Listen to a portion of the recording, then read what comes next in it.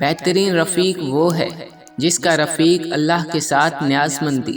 اللہ تعالیٰ کی دوستی اس بندے کے دل میں داخل نہیں ہوتی جو مخلوق پر مہربان نہ ہو۔ آخرت میں صرف وہی چیزیں مدد دیں گی جو اللہ کے لیے تم نے دنیا میں کی ہوں گی۔ اللہ سے ڈرو اور اس کے بندوں کا احترام کرو اور ان کی بھلائی کے لیے کام کرتے رہو۔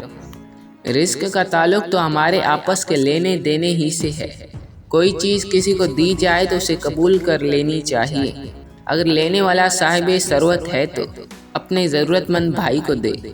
60 سال والے چہرے پر گاجر کا جوس لگاؤ، 4 دن کے بعد چہرہ 20 سال جیسا ہو جائے گا۔